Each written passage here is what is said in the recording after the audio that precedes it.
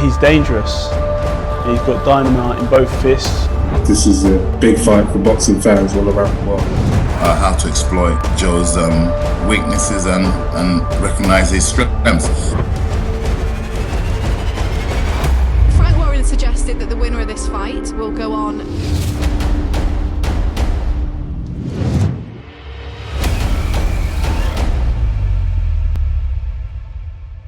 Oun Abbas here for Seconds Out. Here with Cam Goff, the strength and conditioning coach for Joe Joyce. We're here at last, fight week. We've all got our green bands on. How are you feeling? How's everything coming into this week? Yeah, spirits are high. Everyone's on a good energy, positive, confident. The work's been done previous, so we're in a good place right now. So you're the strength and conditioning coach, and the tank that is Joe Joyce. He must be putting and impressing you through the sessions that you do. Just talk to me a little bit about what you guys generally do. What's a general session consist of? Generally, from Joe, it's just getting it from face to face with camp, and obviously, Joe is a big, strong, absolute unit. So just sometimes pulling him back, sometimes pushing him. We're lucky that we've had Joe get tested into his old university at Middlesex University from Chris Curtis. So we had all our stats and all our data pressed, so exactly what we needed to work on for this camp. And we've had a good time to build on it. So when Joe gets on the scales later, you should see an impressive Joe Joyce.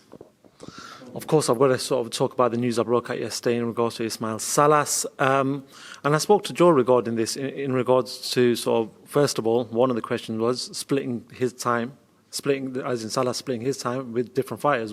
He's got his own gym in Vegas, and then he's got Joe here in London. How was that for Joe? Because I'm sure that's not ideal, coming into the biggest fight of your career, that you're having a training that's flying around everywhere. Absolutely, it's not ideal, but Joe, being a constant professional that he is, we simply adapt and overcome. Joe's very lucky that he's had two very good coaches in his corner the whole time throughout, with Steve Broughton and Ismael Salas, and they've worked very closely together.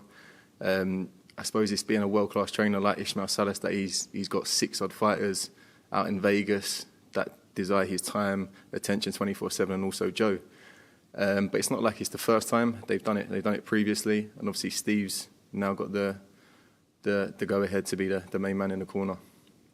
And how have them sessions been coming along? Has Salas been on like some sort of FaceTime? How has it worked? Yeah, we've had a really good team together, and we've always constantly talking to each other via WhatsApp, online, through FaceTime, etc., etc. And even though Salas hasn't been there in the present, we've still been on FaceTime, he's still been watching, he still kept them around nice and high in camp. So Salas has been there, but he hasn't. He's been with us through social media, through FaceTime, through WhatsApp, and we're a team. We're all together at this at the end of the day. For Joe, is this it's hard for me to say this to a member of his team, but if he doesn't win, it's going to take him a long time to get back to this stage again, or maybe fighting for a world title. So is there a lot of pressure on Joe coming into this fight? I don't think so. If you look through Joe's career, through his amateur and his professional status, he's always had a lot of pressure going into it, but Joe's gone in there and got the job done. I mean, we've seen it through the amateurs, and we've also seen it professional ranks as well.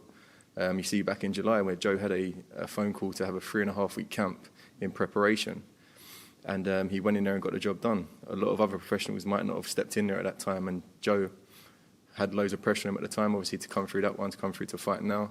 And we got the job done. So I think with Joe, he takes it in his stride, he keeps moving forward, and he keeps building.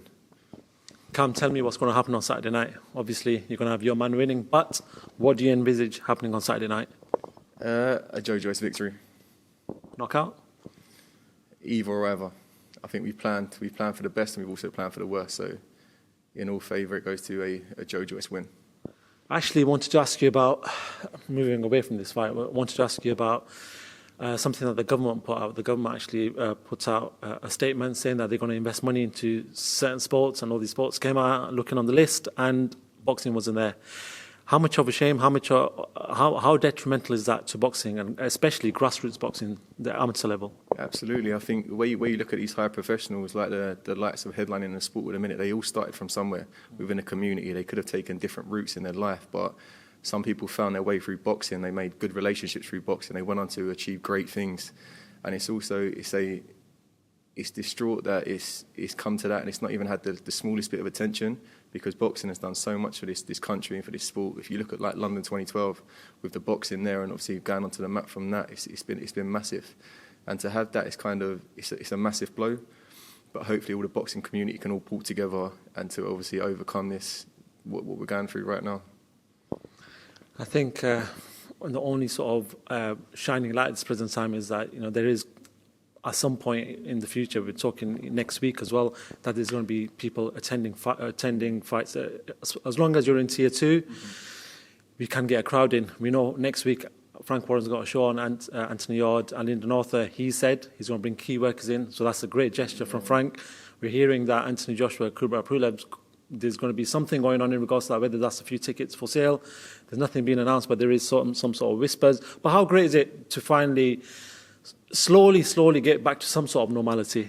It's great that obviously we can get people and fans back into the system, into the stadiums, into the arenas now, because I think the athletes and that, they kind of miss that. They miss that, and everyone coming together. Like when you go out with your friends and that, and you want to go to an event like this, it's a shame that this fight isn't a couple of weeks later down the line and that, but it is what it is. We're here right now, and it's great that everyone can come together and we can slowly start to get back into normality. Cool. Cam, I want to thank you for giving me your time.